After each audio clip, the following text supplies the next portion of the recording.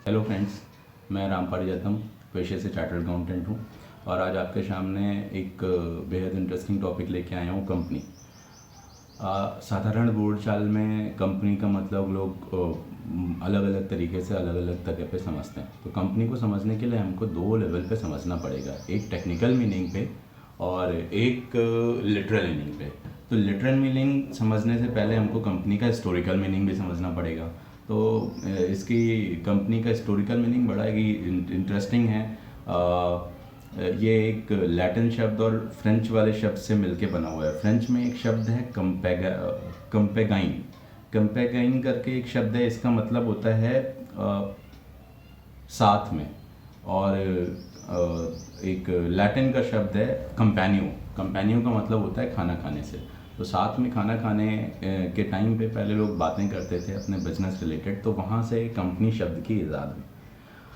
तो इसका मतलब ये हो गया कि लिटरल मीनिंग को, ये हिस्टोरिकल मीनिंग था, अब लिटरल मीनिंग को समझने में हमको कंपनी समझने के लिए दो चीज़ें समझ में आ गई कि ये साथ वाली, मतलब साथ एक से ज़्यादा लोग। तो कंपनी बनाने के लिए हमको आवश्यकता होती है एक से ज़्यादा लोगों की। अब ईयर 2013 से पहले एग्जैक्टली ऐसा ही था कि हमको कंपनी बनाने से पहले कंपनी बनाने के लिए एक से अधिक लोगों की आवश्यकता होती थी। बट कंपनीज एक्ट 2013 जब पास हुआ तो उसमें एक नया कंसेप्ट लेके आ गया 1% कंपनी, जहाँ पे एक अकेला आदमी कंपनी बना सकता है। तो जो पुराना लिटरल मीनिंग के अकॉर्डिंग कंपनी मतलब एक से अधिक लोग, वो चीज़ ख़त्म हो गई। तो अभी नए सिनारियों में कंपनी एक अकेला आदमी भी बना सकता है और एक से अधिक लोग भी बना सकते हैं। अब इसका मतलब क्या हो गया, मैं बार बार बोल रहा हूँ कंपनी बनाना कंपनी बनाना। कंपनी बनाने का मतलब क्या है कि आप, ये लिटरल मीनिंग कंपनी मतलब हम और आप साथ साथ हैं, we are a company. But company बनाने का मतलब ये है यहाँ पे कि आप किसी भी कानून के अंतर्गत अपनी संस्था को रजिस्टर कराएं।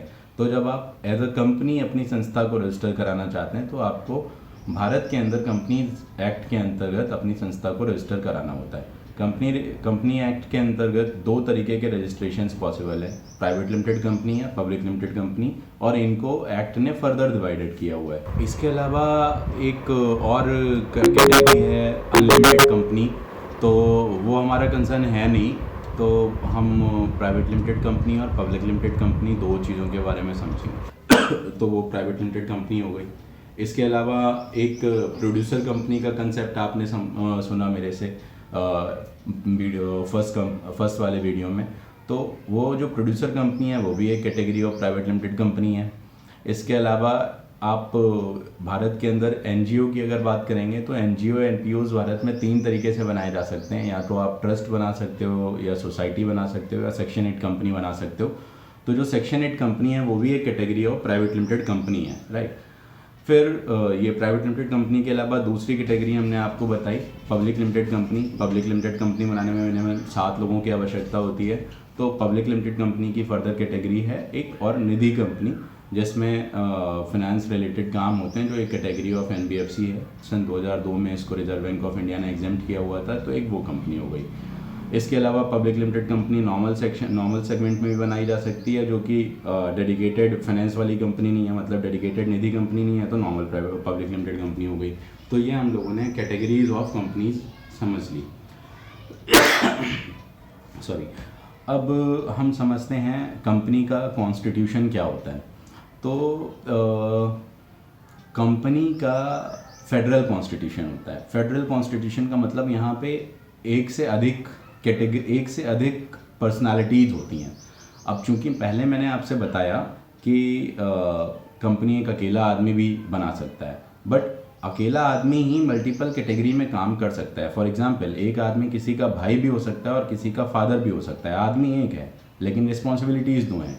तो इसका मतलब ये हो गया कि कंपनी में ये तो सर्टेन है कि more than one responsibility criteria होना कंपलसरी है। आज की दौर पे भी एक अकेला आदमी जब कंपनी फॉर्म करता है तो वो कंपनी में शेयर होल्डर भी होता है और डायरेक्टर भी होता है। तो अब हमने ये इस स्टेटमेंट के बाद में ये समझ में आया कि कंपनी भले ही एक अकेले आदमी ने बनाई हो, लेकिन वहाँ पे दो पर्सनालिटीज़ काम कर रही होंगी। वो in the capacity of share holder भी होगा और in the capacity of directorship में होगा। तो मतलब कंपनी में दो कैपेसिटीज़ होती हैं, एक शेयर होल्डर्स और एक डायरेक्टर। शेयर होल्डर को टेक्निकली हम लोग मेंबर भी बोल देते हैं। अब बात करते हैं कि मेंबर और शेयर होल्डर्स में अंतर क्या होता है। तो जो कंपनी के मेंबर्स होते हैं वो कंपनी के मालिक होते हैं, उन्होंने कंपनी में पैसा लगाया होता है। और डायरेक्टर्स कौन होते हैं? डायरेक्टर्स कंपनी चूँकि एक आर्टिफिशियल पर्सन है, जैसे हम और आप नेचुरल पर्सन होते हैं, इसी तरीके से कंपनी एक आर्टिफिशियल पर्सन होती है। हम आप काम करने के लिए हमारे पास सेल्फ इंटेलेक्ट होता है, बट कंपनी को काम करने के लिए किसी और के इंटेलेक्ट की आवश्यकता होती है।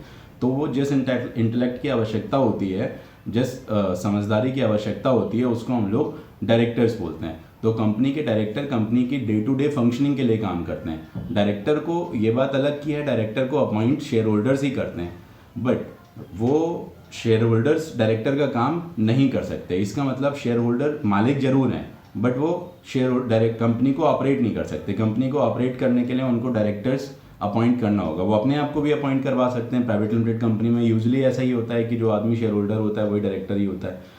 तो जो कंपनी के डायरेक्टर्स हैं वो शेयर होल्डर्स भी हो सकते हैं, जो कंपनी के शेयर होल्डर्स हैं वो डायरेक्टर भी हो सकते हैं। और एक अच्छी चीज़ क्या होती है, कंपनी में सिर्फ और सिर्फ शेयर होल्डर भी हो सकता है, सिर्फ और सिर्फ डायरेक्टर भी हो सकता है। फॉर एग्जांपल हम लोगों ने रिलायंस कंपनी में शेयर ले रखे हैं, तो हम शेयर होल्डर हैं, वहाँ पे डायरेक्टर नहीं है। डायरेक्टर तो मुकेश अंबानी जी हैं। तो ये डिपेंड नहीं करता है कि एक आदमी का शेयर होल्डर होने के लिए डायरेक्टर होना कंपलसरी है, डायरेक्टर होने के लिए शेयर होल्डर होना कंपलसरी है। एक आदमी केवल शेयर होल्डर भी हो सकता है, केवल डायरेक्टर भी हो सकता है, और डायरेक्टर और प्लस शेयर होल्डर दोनों भी हो सकता है। ओके, तो शेयर होल्डर और डायरेक्टर्स में अंतर क्या हुआ? Director day to day functioning में काम करेंगे, डायरेक्टर कंपनी के लिए एज ए एजेंट बन के काम करेंगे, डायरेक्टर कंपनी के लिए एज ए ट्रस्टी बन के काम करेंगे। वो कंपनी के खिलाफ काम नहीं करेंगे, क्योंकि कंपनी के साथ वो गुड फेथ में काम करते हैं। और कंपनी के लिए काम करने के लिए कंपनी से वो डायरेक्टर्स सिटिंग फीस लेते हैं। किस चीज़ की सिटिंग फीस? कंपनी का जो ग्रुप ऑफ डायरेक्टरशिप्स होते हैं उनको बोर्ड ऑफ डायरेक्टर्स बोलते हैं। और जब वो उस बोर्ड के ऊपर बैठ के काम करते हैं, कंपनी चलाने का काम करते हैं, तो उनको सिटिंग फीस मिलती है। ये डिपेंड करता है कि सिटिंग फीस कितनी मिलेगी, ये कंपनी के कॉन्स्टिट्यूशन में डिफाइन रहता है। तो कंपनी का कॉन्स्टिट्यूशन क्या है? कंपनी के कॉन्स्टिट्यूशन के दो डॉक्यूमेंट्स होते हैं, एक मेमोरेंडम ऑफ एसोसिएशन और दूसरा articles of association. Memorandum of association company के आउटसाइडर्स के साथ कैसी डीलिंग्स रहेंगी, और आर्टिकल्स ऑफ एसोसिएशन में कंपनी इनसाइड कैसे डीलिंग करेगी, ये सारी बातें लिखी रहती हैं, जिसको हम कंपनी रजिस्ट्रेशन करते टाइम पे मिनिस्ट्री ऑफ कॉर्पोरेट अफेयर्स में सबमिट करते हैं। तो सब बात आती है कि शेयर होल्डर्स का क्या, जिनका पैसा लगा हुआ। तो जिनका पैसा लगा हुआ है, ऐसा नहीं है कि वो एकदम निठल्ले हैं। उनके पास में कंपनी के डायरेक्टर्स साल में एक बार, जिसको हम लोग जनरल मीटिंग बोलते हैं, और हर साल में एक बार ये कंपलसरी रखी हुई है, जिसको एनुअल जनरल मीटिंग बोला जाता है।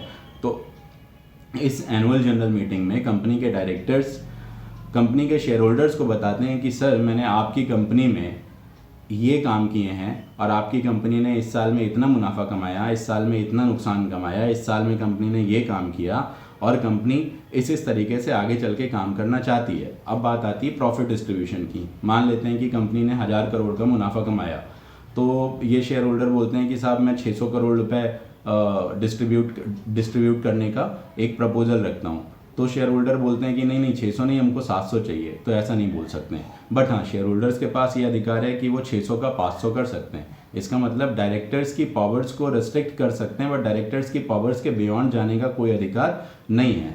जब कंपनी के बोर्ड ऑफ डायरेक्टर्स को कोई डिसीजन लेना होता है, तो वो बोर्ड रेजोल्यूशन पास करते हैं। बोर्ड रेजोल्यूशन का मतलब कंपनी के बोर्ड के ऊपर जितने भी डायरेक्टर्स अवेलेबल है, 1% कंपनी में एक ही डायरेक्टर होगा। हालांकि ऐसा नहीं है कि 1% कंपनी में एक डायरेक्टर ही हो सकता है, एक से अधिक डायरेक्टर भी हो सकते हैं। तो अगर किसी भी कंपनी के बोर्ड पे जितने भी लोग अवेलेबल हैं, उनमें से मेजॉरिटी लोग जिस डिसीजन के फेवर में होंगे, तो कहा जाएगा कि वो बोर्ड रेजोल्यूशन पास हो गया। और अगर मेजॉरिटी लोग उस पर्टिकुलर डिसीजन के फेवर में नहीं होंगे, तो कहा जाएगा कि रेजोल्यूशन फेल हो गया।